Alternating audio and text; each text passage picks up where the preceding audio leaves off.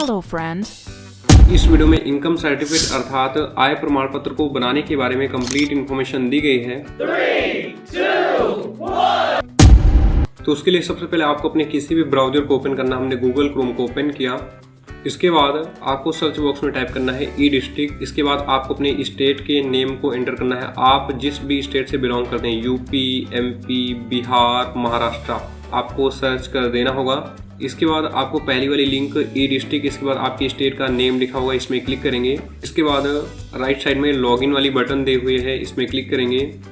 इसके बाद जिनके पास CSC आईडी होती है या लोकवाणी केंद्र होते हैं, सहज की आईडी होती है, वो फर्स्ट वाले ऑप्शन की हेल्प लेते हैं ई डिस्ट्रिक्ट लॉगिन की।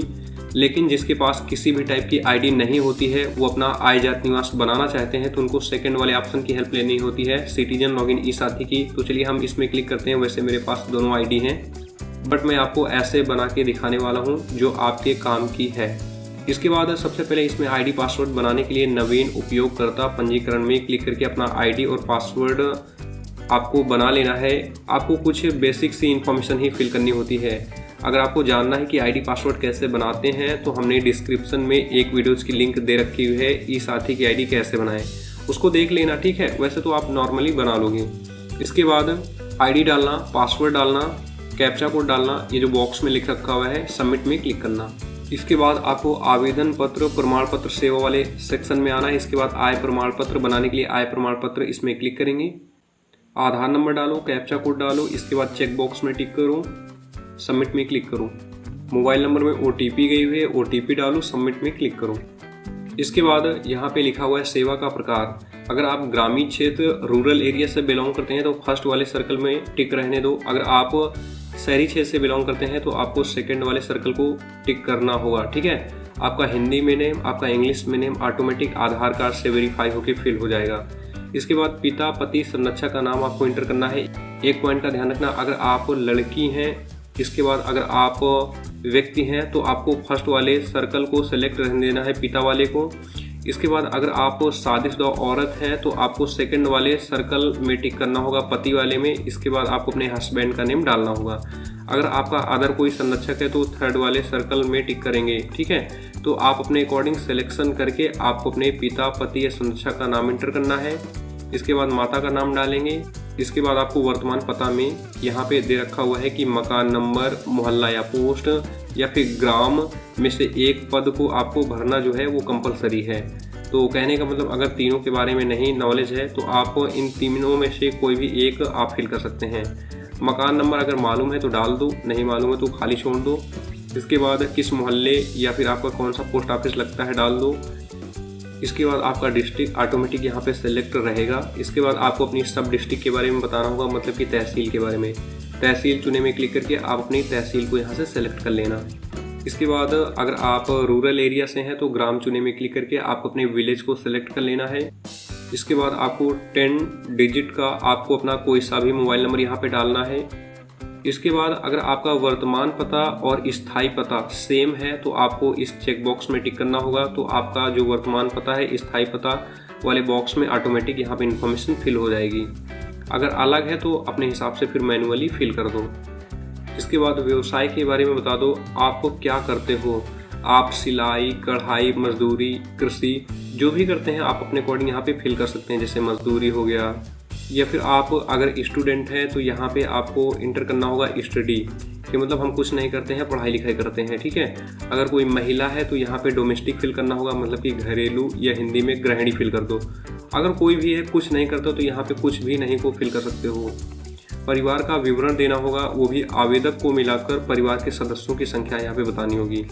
आप यहाँ पे फर्जी भी डाल सकते हो, 2, 3, 4, 1, 2, जितना भी चाहो आप अपने अकॉर्डिंग डाल सकते हो। जितना हो सके कम से कम डालना, क्योंकि जितनी संख्या आप डालोगे यहाँ पे उतने कॉलम बन के आ जाएंगे। इनमें इंफॉर्मेशन आपको फिलअप करनी होगी। परिवार के सदस्य का नाम, इसके बाद उनका क्या व्यवसाय है, इसके बाद उनकी कितनी वार्षिक आय है, ठीक है।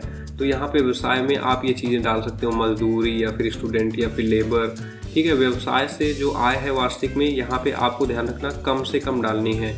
तो जो मैं तो डाला करता हूँ यहाँ पे मैं 12,000 डाला करता हूँ। जब 12,000 डालता हूँ तो आय प्रमाण पत्र जो बनता है वो 48,000 का बनाते हैं, ठीक है।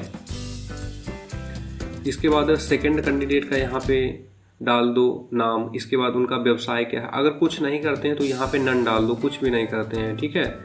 इसके बाद अगर कुछ ना कुछ करते हैं तो यहाँ पे डाल दो। इसके बाद दूसरे कैंडिडेट की यहाँ पे इनकम डाल दो, अगर कोई इनकम नहीं तो 0 डाल दो। इसके बाद वहाँ पे जैसे आपने 2 लोगों में से एक लोग की 12,000 डाली तो यहाँ पे पहले वाले ऑप्शन अकुशल भूमिहीन मजदूर खेतिहर मजदूर से आए रुपए यहाँ पे 12,000 डाल देना। अगर दोनों सदस्यों की 12-12 डाले हो तो टोटल करके यहाँ पे फिर 24,000 डालना होगा। इस पॉइंट का ध्यान रखना, यहीं पे अगर मिस्टेक किया तो आपका डॉक्यूमेंट रिजेक्ट हो जाएगा। इसके बाद जितने सदस्य की आप ऊपर आय डाले हुए हो आप अपने अकॉर्डिंग, तो यहाँ पे टोटल ऐड करके यहाँ पे लिखनी है।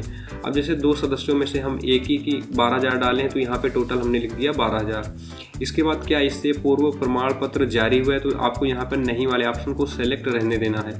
इसके बाद आवेदन शुल्क का भुगतान कर दिया है तो आपको यहाँ पे हाँ में क्लिक करना है। इसके बाद आपको अपने अकॉर्डिंग मैं आपको बता दूँ यहाँ पे नहीं वाले ऑप्शन को सिलेक्ट करना है कि अभी हमने पेमेंट नहीं किया हुआ है, क्योंकि आय प्रमाण पत्र बनाने में 15 रुपये का पेमेंट आपको करना पड़ेगा, ठीक है।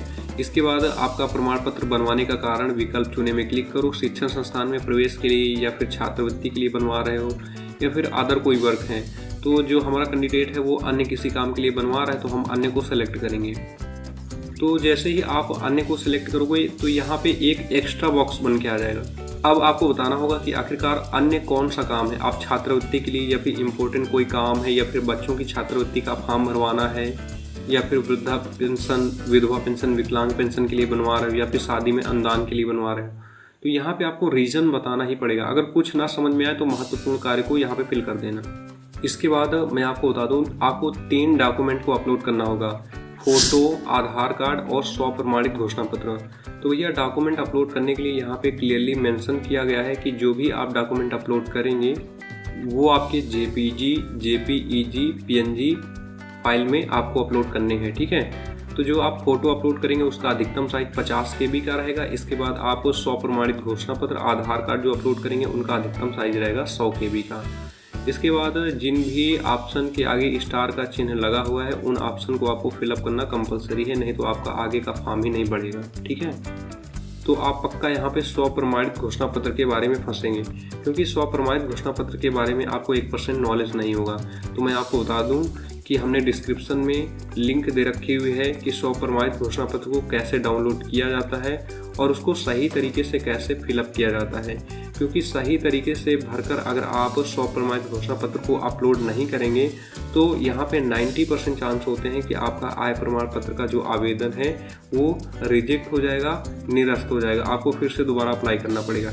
इस वजह से डिस्क्रिप्शन में लिंक दे रखी हुई है, उस वीडियो को जरूर देख लेना। इसके बाद भैया अप्लाई करना, ठीक है। बात मत कहना कि सर आपने हमें बताया नहीं या फिर कोई भी लिंक हमें नहीं दी। इसके बाद देखो, अब अगर आप अपनी आधार कार्ड वाली फ़ोटो अपलोड करना चाहते हो तो यहाँ पे क्लियरली मेंशन किया गया है आधार कार्ड में उपलब्ध फ़ोटो अपलोड करने हेतु टिक करें। तो आपको इस चेक बॉक्स में टिक कर देना है, आधार कार्ड वाली फ़ोटो आपकी अपलोड हो जाएगी।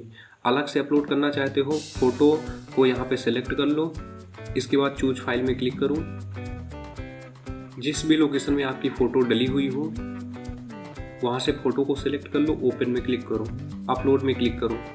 अपलोड में क्लिक करते ही आपकी फ़ोटो अपलोड हो जाएगी। जब यहाँ पे आपका स्क्वायर का चिन्ह बन के आए, इसके बाद डॉक्यूमेंट का नाम लिखा हो, तभी समझना कि हमारा डॉक्यूमेंट अपलोड हुआ है, नहीं तो अपलोड नहीं हुआ।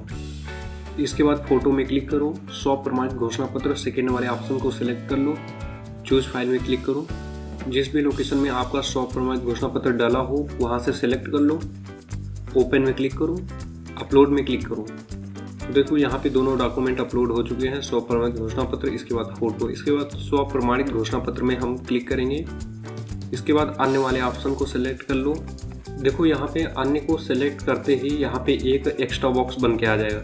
इस बॉक्स में आपको एंटर करना है आधार कार्ड, मतलब कि हम आधार कार्ड को तीसरे डॉक्यूमेंट को अपलोड करने वाले हैं। चूज फाइल में क्लिक करो, जिस भी लोकेशन में आधार कार्ड डाला हुआ है सेलेक्ट करो, ओपन में क्लिक करो। इसके बाद अपलोड में क्लिक करो। तो आप यहाँ पे देख सकते हैं हमारे तीनों डॉक्यूमेंट जो हैं फाइनली अपलोड हो चुके हैं। दर्ज करें में क्लिक करूँ। इसके बाद दर्ज करें में क्लिक करते ही आपका फॉर्म फाइनल सबमिट हो जाएगा। इसके बाद आवेदन संख्या को नोट डाउन कर लेना, स्क्रॉल डाउन करके नीचे की ओर आना, सेवा शुल्क भुगतान के लिए यहाँ क्लिक करें, इसमें क्लिक करेंगे। देखो यहाँ पे पेमेंट मेथड आ जाएंगे, आप net banking, debit card, QR code, UPI जिससे भी चाहें उससे आप पेमेंट कर सकते हैं। हम QR से करने वाले, हमने थर्ड वाले ऑप्शन को सेलेक्ट किया, सेलेक्ट योर QR में क्लिक करेंगे, भीम UPI को सेलेक्ट करेंगे, इसके बाद मेक पेमेंट फॉर 15 रुपीज़ में क्लिक करेंगे। हमारे सामने QR कोड आ चुका है। इस QR कोड को स्कैन करके 5 मिनट के अंदर अंदर पेमेंट करना है, क्योंकि 5 मिनट के अंदर ये QR कोड एक्सपायर हो जाएगा। पेमेंट कंप्लीट होते ही आपके सामने ऐसा एरर का मैसेज आएगा। इसका मतलब ये है कि आपको टेंशन नहीं लेना है कि भैया आप क्या हो गया, मेरा पैसा फंस गया क्या। फिर से आपको लॉगिन करना होगा। लॉगिन करने के लिए फिर से आपको होम पेज पे आना है। इसके बाद आपको सिटीजन लॉगिन ई साथी में क्लिक करना है। ID डालो, पासवर्ड डालो, कैप्चा कोड डालो, सबमिट में क्लिक करो। इसके बाद कुल लंबित आवेदन वाले ऑप्शन में क्लिक करो। इसके बाद यहाँ पे एप्लीकेशन नंबर लिखा हुआ है, इसके बाद यहाँ पे सर्विस का नेम लिखा हुआ है, आय प्रमाण पत्र, इसके बाद स्टेटस में लिखा हुआ है applied but acknowledgement slip is not generated. कहने का मतलब जो हमारी एक्नॉलेजमेंट स्लिप है वो जनरेट नहीं हुई है, इसको जनरेट करना होगा। एप्लीकेशन नंबर वाले ऑप्शन में क्लिक करो, सबमिट में क्लिक करो, ट्रांजेक्शन डिटेल्स को सेव करना होगा, उसके लिए हमें सुरक्षित करें में क्लिक करेंगे। अब देखो एक्नॉलेजमेंट स्लिप आ चुकी है। अगर इसका चाहो तो प्रिंट आउट निकाल सकते हो, यहाँ पे पूरा बायोडाटा दिया हुआ है। हम तो भैया क्लोज में क्लिक करके क्लोज कर दिया करते हैं। इसके बाद होम वाले आइकन में क्लिक करो, कुल लंबित आवेदन में क्लिक करो। तो अब यहाँ पे आप देख सकते हैं आपका एप्लीकेशन नंबर, आय प्रमाण पत्र। अब देखो जब तक ये लिख के आ ना जाए applied and forwarded to concern officer, तब तक समझना कि आपका 1% भी काम नहीं हुआ है। इसका मतलब ये है कि आपने अप्लाई कर दिया है, अब आपका जो डॉक्यूमेंट है वो कंसर्न ऑफिसर के पास फॉरवर्ड कर दिया गया है, भेज दिया गया है। इसके बाद अब आपको कुछ नहीं करना है, 7 से 8 दिनों का वेट करना है, क्योंकि इसको कंप्लीट होने में 7 से 8 दिनों का टाइम लगता है। इस पॉइंट का यार ध्यान रखना। तो चलिए मैं आपको बता देता हूँ कि आखिरकार अब इस आय प्रमाण पत्र को हमें भैया डाउनलोड कैसे करना होगा। तो डाउनलोड करने के लिए निस्तारित आवेदन में हम क्लिक करेंगे। निस्तारित आवेदन का मतलब होता है हमारे डॉक्यूमेंट निस्तारण हो चुके हैं, बन चुके हैं। इसके बाद आय प्रमाण पत्र को डाउनलोड करने के लिए इनकम के आगे जो सर्कल बना हुआ है इसमें टिक करेंगे। इसके बाद हमने बताया था ना कि आपको आवेदन संख्या, एप्लीकेशन नंबर को नोट डाउन कर लेना है। अब उसी वाले एप्लीकेशन नंबर में हम टिक करेंगे। तो हमारे सामने जो हमारा आय प्रमाण पत्र है यहाँ पे कंप्लीट हो चुका है, रेडी हो चुका है। अब हमको इसका प्रिंट आउट निकालना होगा, या फिर डाउनलोड करना होगा, या फिर PDF में सेव करना होगा। उसके लिए प्रिंट में क्लिक करो। इसके बाद आपका जो भी प्रिंटर लगा हुआ है उसको रहने दो। इसके बाद यहाँ पे कलर में निकाल लो, कलर को सिलेक्ट करो। इसके बाद प्रिंट वाले ऑप्शन में क्लिक करके इसका प्रिंट आउट निकाल सकते हैं। अगर मोबाइल फ़ोन से ट्राई कर रहे हो तो सेव एज PDF को सिलेक्ट करो, सेव में क्लिक करो। PDF फाइल का जो भी नाम देना चाहते हैं यहाँ पे आप अपने अकॉर्डिंग नाम यहाँ पे दे सकते हैं। नाम देने के बाद आपको सेव में क्लिक करना है। हाँ, एक मैं यहाँ पे डाउट क्लियर कर दूँ आपका, कि आपके मन में डाउट होगा कि सर आखिरकार हमें मुहर या फिर किसी अधिकारी की ज़रूरत तो नहीं पड़ेगी। तो यहाँ पे आप डॉक्यूमेंट के नीचे देखेंगे यह प्रमाण पत्र इलेक्ट्रॉनिक डिलीवरी सिस्टम द्वारा तैयार किया गया है तथा डिजिटल सिग्नेचर से हस्ताक्षरित है। तो यहाँ पे क्लियरली मेंशन किया गया है कि यहाँ पे ऑलरेडी डिजिटल सिग्नेचर है। आपको किसी भी ऑफिसर के, किसी भी अधिकारी के यहाँ पे सिग्नेचर कराने की ज़रूरत नहीं है, ना ही कहीं पे भी मुहर मनवाने की ज़रूरत नहीं है। Thanks for watching this video.